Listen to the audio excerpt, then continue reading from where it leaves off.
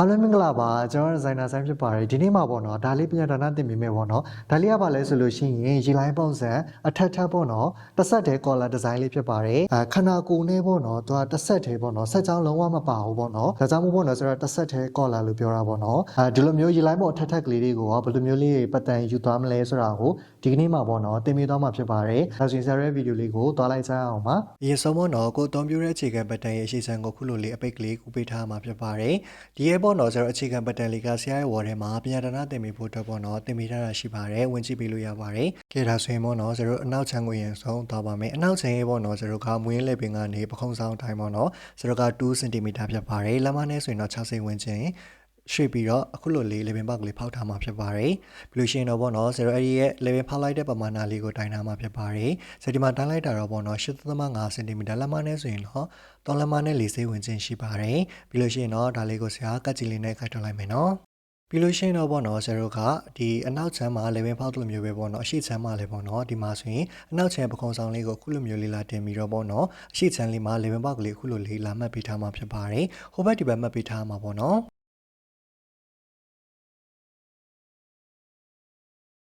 ပြီးသားလို့ရှိရင်တော့ပေါ့နော်ဆရာတို့ကဘယ်ဘက်မှရှိတယ်ပေါ့နော်ရင်ထိတ်ကနေအောက်ကိုဆရာတို့ကအလဲမြင်တိုင်းဘယ်လောက်ဆင်မလဲဆိုလို့ရှိရင် 3cm ပေါ့နော်လက်မနဲ့ဆိုရင်တော့တစ်လက်မနဲ့2စိတ်ဝင်ခြင်းဆင်မှာဖြစ်ပါတယ်ပြီးလို့ရှိရင်တော့ဆရာတို့ဒီညာဘက်ပခုံးမှရှိတယ်ပေါ့နော်အမက်ကလေးနဲ့အခုလိုမျိုးလေးလက်ဆက်ပေးမှာဖြစ်ပါတယ်ခုလိုမျိုးလေးပေါ့နော်ဆိုတော့လက်ဆက်ပြီးသွားလို့ရှိရင်ဆရာတို့ကဒီ center line ပေါ့နော်အလယ်မြင်လေးကိုတစ်ချက်မှန်းလိုက်မယ်ပေါ့နော်အဲ့ဒီ center line အလယ်မြင်ကနေပြီးတော့ဆရာတို့ပေါ့နော်ဒီရဲ့ဒေါင်းမှန်အတိုင်းပေါ့နော်ဘယ်လောက်တက်မလဲဆိုလို့ရှိရင်8 cm ပေါ့နော်လက်မနဲ့ဆိုရင်တော့3လက်မနဲ့2စိတ်ဝင်ချင်းတက်လိုက်ပါမယ်အခုလိုမျိုးလေးပေါ့နော်ဆိုတော့မြင်လေးဆွဲပြီးသွားပြီဆိုလို့ရှိရင်တော့အဲ့ဒီအမှန်နဲ့ပေါ့နော်ဆိုတော့ခုနတော့က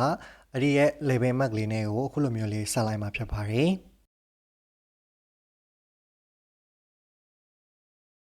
အခုလိုမျိုး level mark လေးဆွဲပြီးသွားပြီဆိုရင်တော့ဆိုတော့ center line အလယ်မြင်လေးကိုပေါ့နော်အခုလိုဆရာဆွဲသလိုလေးမြင်ဖြောင်းလေးတစ်ချောင်းဆွဲလိုက်ပါမယ်ပြီးလို့ရှိရင်တော့အခုဆရာလက်ပြသွားတဲ့အတိုင်းလေးပေါ့နော်အောက်ခံချမ်းလေးကိုကူးလိုက်မယ်ပေါ့နော်ကူးရလည်းပေါ့နော်ဆရာတို့ကဘယ်လိုကူးမလဲဆိုရင်အောက်ကဆက်ကူလေးခံပြီးတော့ဒီလိုချင်နေပေါ့နော်ခုနကဆရာပြတဲ့အတိုင်းလေးကိုဒီလိမ့်မေလေးနဲ့ပတ်ပတ်လေလေးအခုဆရာကူးသလိုလေးကူးလိုက်မယ်ပေါ့နော် level ကလည်းဆိုတော့ level ဖောက်ထားတဲ့အတိုင်းလေးကူးပေးပါနော်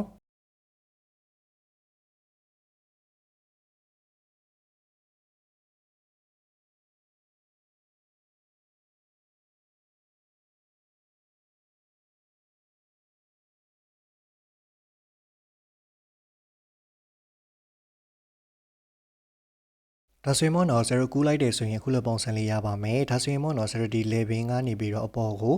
ဒီအနောက်ချမ်းရဲ့အဖြေတိုင်းပေါ့နော်8.5 cm ဘာလောက်လိုက်မလဲဆိုရင်တက်ပြီးတော့အခုလိုလေးမှတ်လိုက်ပါမယ်အဲ့ဒီတက်မှတ်ထားတဲ့အမှတ်ကနေဆရာတို့ဒီဘက်ကိုပေါ့နော်1.5 cm လက်မနဲ့ဆို5စိတ်ဝင်ချင်းလေးဆင်းပြီးတော့ပြန်မှတ်ပဲပြီးလို့ရှိရင်အခုလိုမျိုးပေကွေးလေးနဲ့ပေါ့နော်ဆရာတို့ level box လေးနဲ့ပြန်စားလိုက်မှာဖြစ်ပါတယ်အဲ့ဒီကနေပြီးတော့ဆရာတို့အပေါ်ကို8 cm လက်မနဲ့ဆိုရင်3လက်မနဲ့2စိတ်ဝင်ချင်းပေါ့နော်ပြန်တက်လိုက်ပါမယ်ခေပြီးလို့ရှိရင်ဒီဘက်ကိုလည်း8 cm လက်မနဲ့ဆို3လက်မနဲ့2စိတ်ဝင်ချင်းဒီအောက်ကိုတော့ပေါ့နော်ဆရာတို့ကအဟာစာလေး1 cm ပေါ့နော်လက်မနဲ့ဆိုရင်4စိတ်ဝင်ချင်းလောက်တက်မှတ်လိုက်မှာဖြစ်ပါတယ်ပြီးလို့ရှိရင်တော့ပေါ့နော်ဆရာတို့ကအဲ့ဒီအမက်ကလေးနဲ့အခုကဒီတောင်းအမက်ကလေးနဲ့ကိုအခုလိုလေးဆက်ပေးလိုက်ပါမယ်နော်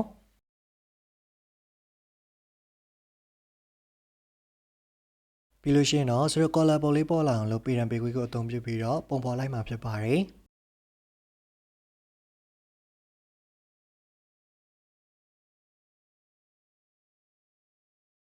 ပြီးလို့ရှိရင်တော့ဆရာဒါလေးကိုပပတ်လေလေးကိုက်ထွက်လိုက်တော့မှာဖြစ်ပါတယ်ဒါဆိုရင်ဆရာနဲ့တူဆက်လိုက်ကြည့်ပေးပါနော်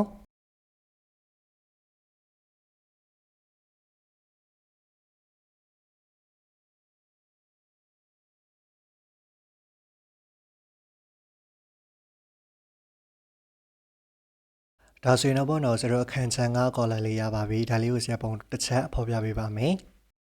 ပြီးလို့ရှိရင်တော့ကျတော့အဖုံချမ်းကားပေါ့နော်ချမ်းတဲ့အပချမ်းလေးကိုခုလိုလေးဆက်ကိုက်သလိုလေးကိုက်ထုတ်ပေးရမှာဖြစ်ပါတယ်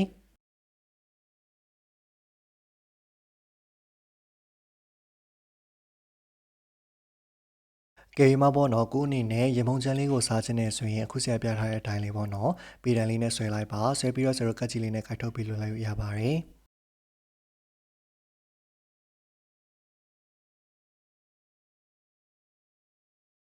အခုလိုမျိုးလေးပေါ့နော်ရေပုံးချမ်းလေးရပြီဆိုလို့ရှိရင်တော့စက်ကူအပိုလေးမှာအခုလိုလေးတော့ကတ်ထားလိုက်ပါမယ်အခုလိုလေးကတ်ပြီးသွားပြီဆိုလို့ရှိရင်တော့ခုနကတော့ငါအခန်းချမ်းကပေါ့နော်ကော်လံပြားလေးတွေကိုယူလိုက်ပါမယ်ဒီလိုမျိုးလေးပေါ့နော်โอเคဒါဆိုရင်စံနဲ့တူတူအခုဆရာလုပ်သလိုမျိုးလေးပေါ့နော်ဒီနားရဲ့အဟားစာလေးကိုပေါ့နော်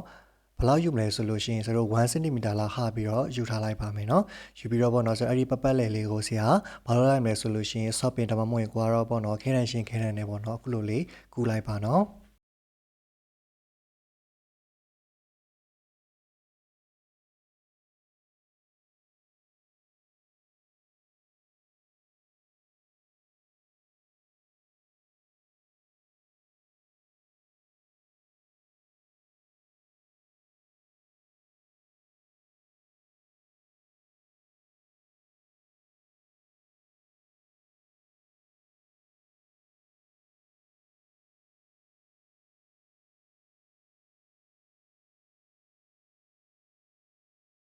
ဒါဆိုရင်ပေါ့နော်ဆယ်ရောကနေပြီးတော့လေပင်ပေါက်ဖောက်ထားတာရဲ့ဘေးကိုဘယ်လောက်ထွက်မလဲဆိုရင်15 cm ပေါ့နော်လက်မနဲ့ဆိုရင်တော့6လက်မဝင်ချင်းဖြစ်ပါတယ်အဲ့လေပင်ပေါက်ထားတာနေပြီးတော့ပေါ့နော်အပေါ်ကိုနည်းနည်းတိုးလိုက်ပြီးတော့14 cm လက်မနဲ့ဆိုရင်တော့9လက်မနဲ့40ဝင်ချင်းလောက်ကိုဘာလို့လိုက်မလဲဆိုရင်အမက်ကလေးတစ်မှတ်ထပ်မှတ်ပြီးတော့အခုဆရာဆက်သလိုလေးပေါ့နော် white ကလေးဆက်ပေးပါနော်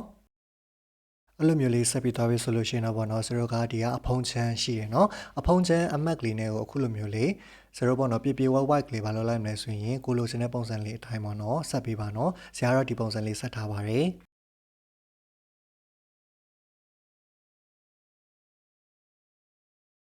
အခုပေါ့နော်ဆွဲလိုက်တဲ့ဒီကော်လာပြားလေးကိုပေါ့နော်ကဒီ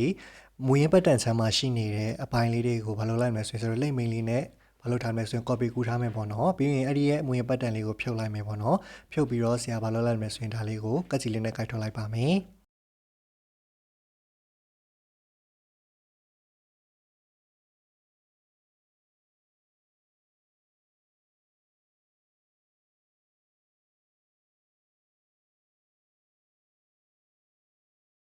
အခုလိုမျိုးလေးပေါ့နော်ကိုက်ထုတ်ပြီးသွားပြီဆိုလို့ရှိရင်တော့ပေါ့နော်ချုပ်တဲ့အချိန်မှာဘယ်လိုချုပ်ရမလဲဆိုတော့တစ်ချက်ပြပေးပါမယ်အခုလိုမျိုးလေးပေါ့နော်ကဘာလို့လိုက်မလဲဆိုရင်တွားပြီးတော့ဆက်လိုက်မယ်ပေါ့နော်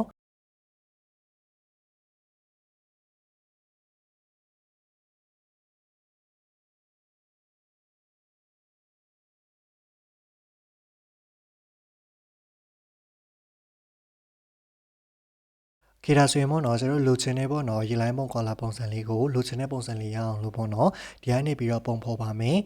ခေတာဆိုရင်ပေါ့နော်စနေတူတူတစ်ချက်လိုက်ကြည့်ပေးပါအောင်နော်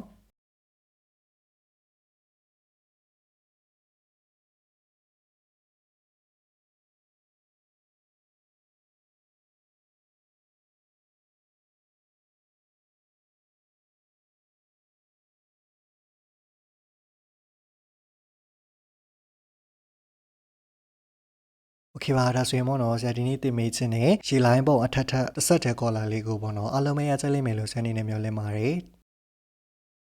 ခုလိုမျိုးပေါ့နော်ဆရာရဲ့ပြန်ရနာဗီဒီယိုကိုအဆုံးထိကြည့်ပေးရတဲ့အတွက်အားလုံးကိုကျေးဇူးတင်ပါတယ်ဒီနေ့ဗီဒီယိုကတော့ဒီလောက်ပဲပေါ့နော်နောက်ထပ်ပေါ့နော်ဘလို့အင်ဂျီဒီဇိုင်းလေးတွေကိုပြန်ရနာသင်ပေးစေချင်တယ်လဲဆိုတာကို comment မှာမှတ်ခဲ့ဖို့မေ့ပါနဲ့နော်ဒီနေ့ရဲ့ဗီဒီယိုကတော့ဒီလောက်ပဲပေါ့နော်နောက်ဗီဒီယိုမှာပြန်လည်ဆုံတွေ့ကြပါမယ်အားလုံးပဲကျေးဇူးတင်ပါတယ်